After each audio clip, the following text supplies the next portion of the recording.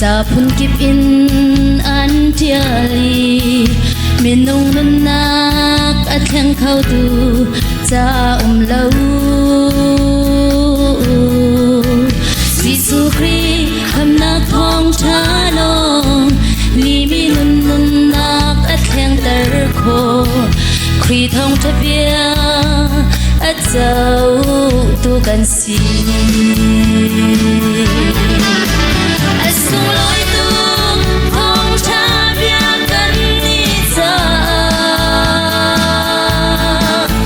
min au ta bi dir mun sanga kan soi tu ka za bi lo kri tu dut na phong cha bia mi sual kan cha sung lối khune thong thập bia la se lo lấy chung y kan dir bon chu si phak nau ta hai ngal na ting kan ngày lâu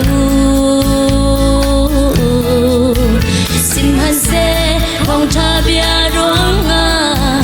du do tu sang pha tu kan ngày tay chan tu zon trua tu zong kan ngày sung lối tu phong cha bia kan ni cha min au ta bi dir mun sanga kan soi tu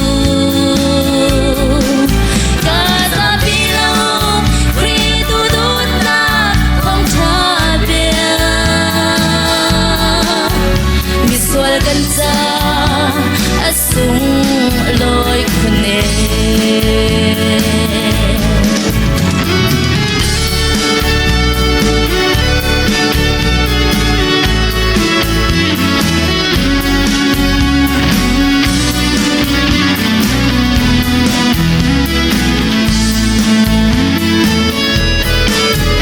เลยจังอาดูดิ่งตำปีsa nuam nak tâm han se kan chau nga mi thong cha bia ruang a dai chan ding le boy pi tak a kan ruat lâu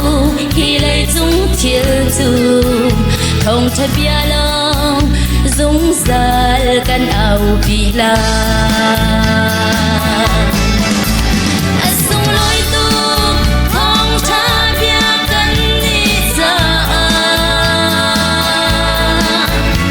nau ta bi dir mun sanga kan soi tu ka ta bi lo kri tu dut na phong cha bia biswal kan sa asung loi khune